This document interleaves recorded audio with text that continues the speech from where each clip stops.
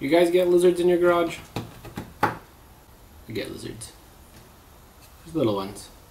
They don't do much. They crawl along the edge of the wall and they,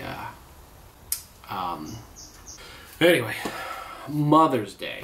Mother's Day is coming up. This year in our own yard, I have a birdhouse my daughter and I made. We had a bluebird build a nest in there. And since then we found a nest in our bushes in the front yard and a nest in a hanging planter in the backyard. Birds love building nests. Want to build a birdhouse. I have some ideas that I want to use that makes this a little bit different. The birdhouse I built has a door that lifts up on one side. Just very carefully and cautiously stick my phone up and take pictures, and I've been documenting their growth, and they actually just left the nest this past week. I'll put some pictures of them somewhere. And it's been very cool to see them. You know, peeking in there, I hear the mom and dad chirping at me in the background, so still not like ideal. It would be nice to not have to lift up a side and look. And so I've seen birdhouses like this before. The idea is it's three-sided with the roof and a bottom, and you have the hole in the front, but the back has a piece of plexi or glass. The birdhouse will be mounted to the outside of a window. So that way, from the inside of our house, we never have to even touch or move or do anything to the birdhouse. We can just peek through the window, peek right inside, take pictures. And so, today I will be doing that. I have these cedar fence posts left over from a previous project. Of course, the front of the birdhouse needs a hole for the birds to enter and leave. And the bluebirds needed I believe it was a 1.5 inch hole. And that's to prevent any larger bird from attempting to go in and, of course, harming the bird. So depending on your area, you can look up, I'll put a link down below to this great website I found that has, you can look up your particular region, not only the region, but the type of area you're in. So like a marshland, forest, desert. It'll tell you what type of birds in that region are attracted to your particular climate. For every bird you click on, it actually has free plans for the type of birdhouse, the size of the birdhouse, the hole that you need, the height up from the bottom that the hole needs to be, and where to mount the birdhouse. Not only location, it'll tell you how far from human activity it should be. So if you want to put it in your backyard, it should be a certain distance away. It'll tell you all the specifics. It'll tell you if it's supposed to be a tree, how far off the ground, what direction it should face. Really great resource. I'll put that down below. There are several species of birds that require generally the same size interior enclosure. I'm going to build a general sized house that will be good for like chickadees, wrens, finches. They're all about 5.5 by 5.5 inch square by about 8 inch enclosure. That's the size that they like. Some require different holes to go in. So what I've done is drawn up in CAD different hole sizes, common ones. So I have a 1.25 inch hole size, and I have these two mounting holes on the side to fit screws. I have a 1.5 inch one, and then I have a 1.75 inch size. So I have 3 size holes, all with the same mounting holes and outer diameter. Once a bird has found the house and they moved in through a certain size hole, you're not going to change that hole for that nesting season. The idea is if you live in an area where you have chickadees as well as blue jays, and one year you want to maybe attract a smaller bird, you could put on the smaller hole and just mount it on with the 2 holes. And then the next year you say, let's put a bigger one on. You can do that. And these are 3D printed, and I know not everybody's going to have a 3D printer. And this project is not necessarily for that. You don't have to have a 3D printer. You can drill the exact size hole that you need. But I thought I'd have fun with this one and I thought it'd be cool to, I'll include the files for these. Again, since I'm giving this to someone, that's the other idea, is if you're giving this as a gift, which is what I'm doing, I'll cut the hole and I'll drill the 2 mounting holes for it and then provide all 3 of these. They know exactly what type of birds are in their area. Alright, I've talked enough. Sorry.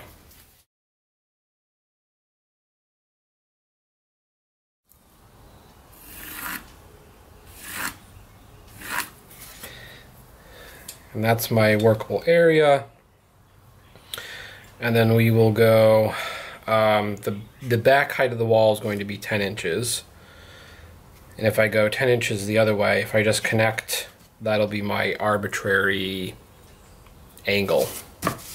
It's really not important, the angle.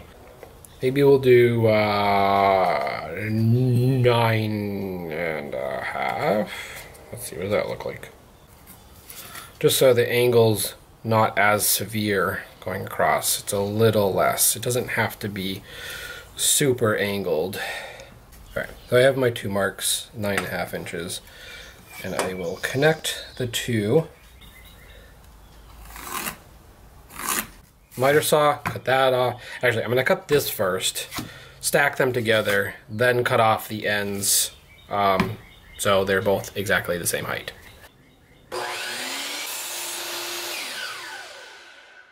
So that worked out nice. The arbitrary angle that this ended up being, 16 degrees. And I think that's a pretty good. So what I'm going to do is measure the front right down here. I'm gonna cut this. Shebang. Be right back.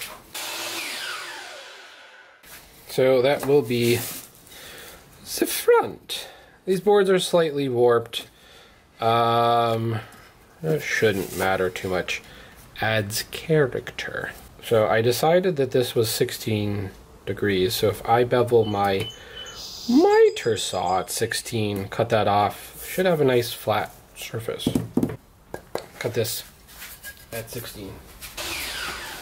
Okay. And hopefully that means that this, when lined up, now I need a bottom and a top. So the back will be open. Hi. Hi. How's it going? I'm sorry to interrupt. That's fine.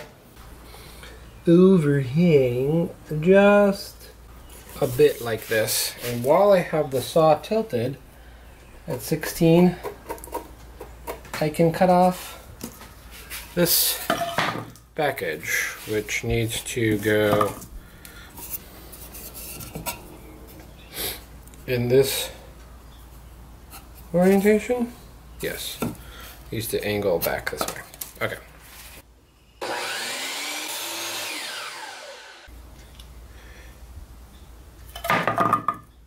Ha! Well, of course these clamps aren't big enough. Oh, it's just barely. Come on. Precariously clamped. Precariously. Well, that's a cute birdhouse. Cedar is soft enough that it's not worth planing. The sanding will take care of that. Just have an 80 grit in the sander.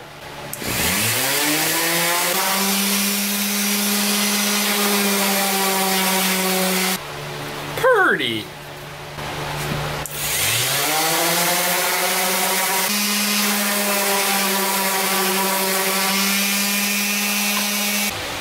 What I'm going to do with these 3 pieces is miter the corners.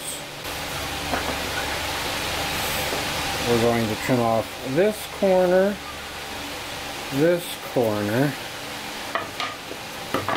and then this corner, and this corner. Just to keep track I'm doing the right sides.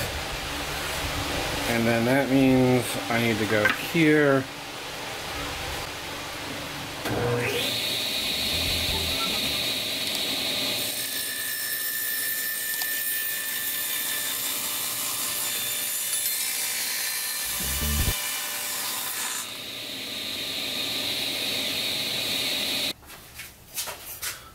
raise this up to the height of piece. Alright, so I'm going to use my tenoning jig here to need to go in a little bit.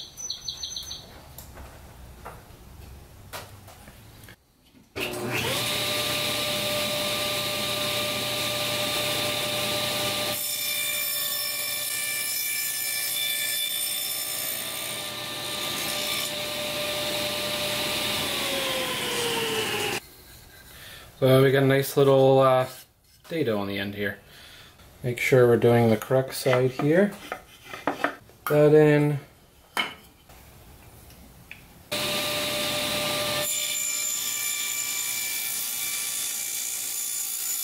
Alright, I'm calling these dados rabbits. These are rabbits because they're on the edge. Or if you're elsewhere besides the US, a rebate.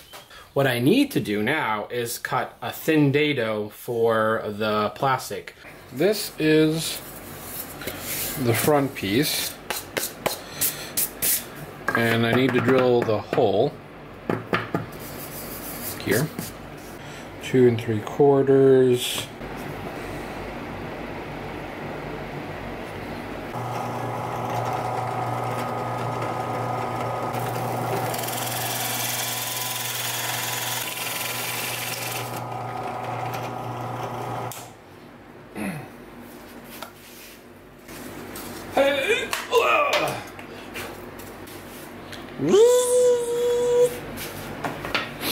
Alrighty. They look good. And well, it's very close to the edge. It should be okay, right?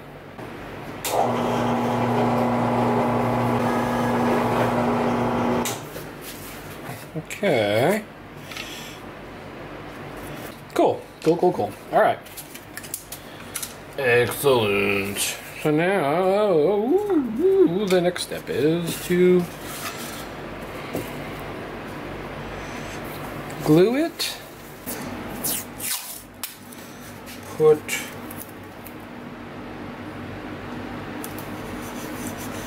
tape,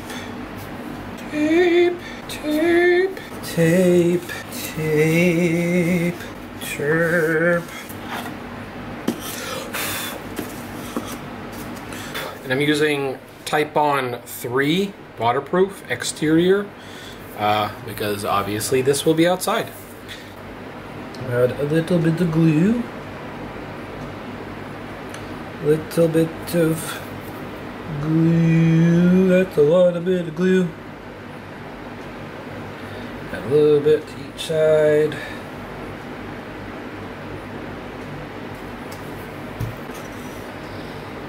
Close that up, apply tape, pull it across, and I want to make the top even, or the sides even with the top rather. Pull it in, tape the other side. That'll be my clamp. Again, I'm just going to use the top as a guide, flush, lines up. Top is flush with either side. I can get measurement for. So I'm just going to cut this piece to size, 4 3/4 by 5 1/4, and then we'll be able to glue it in there. It's a good idea to have a couple of drainage holes in like the corners.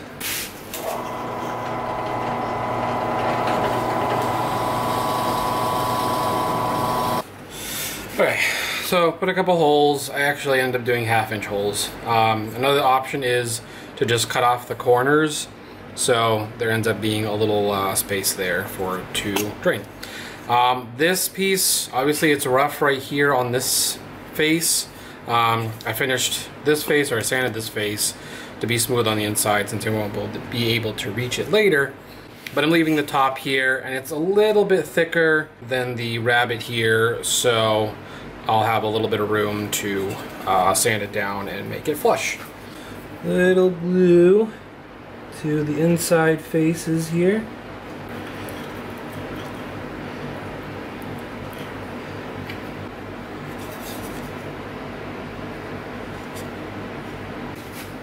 Should be fine. Stick that in. Squeeze it all into place.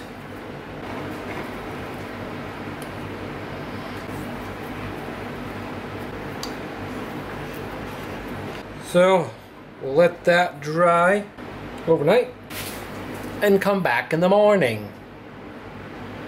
Bye.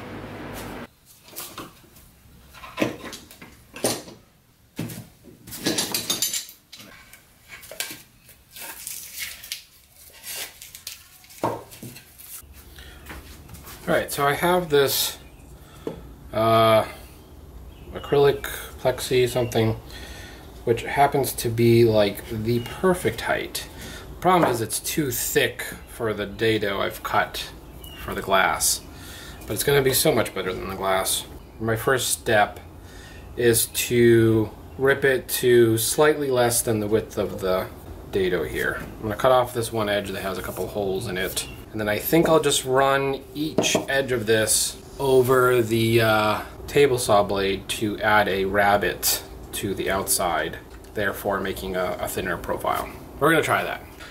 So I ran the ends over the table saw just to thin them out so they actually will fit into the slot, and that's a pretty nice fit. So you can see through it. I think the best thing to do is to put maybe 4 screws, one in the middle here to hold it in place, and then if at the end of the season when you need to pull the bird nest out, you can take the top off. You can also take this out and you can really get in there. I think that's a pretty good solution.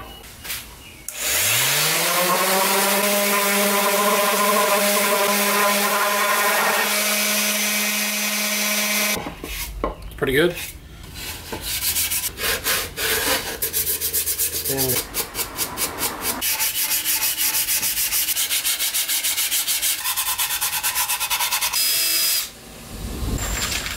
it's raining.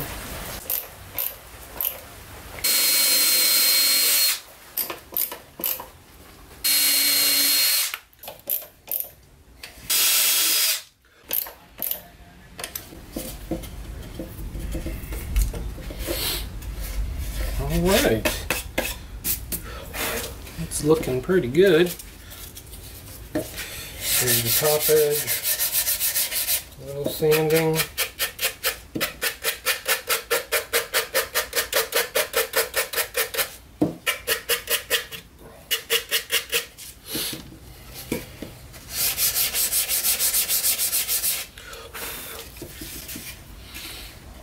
Looks pretty good.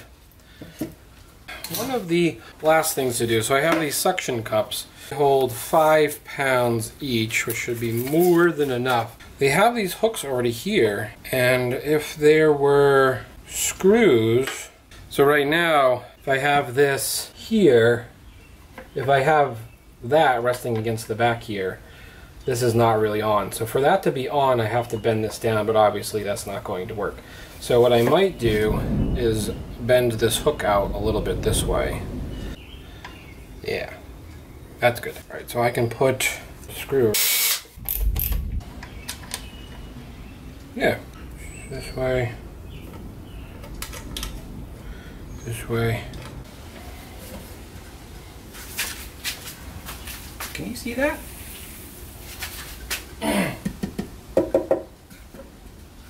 I'm just going to apply to the the exterior of the house. I'm going to leave the inside clean, just to keep it looking good and protected longer. It is cedar, so should be pretty rot resistant, weather resistant.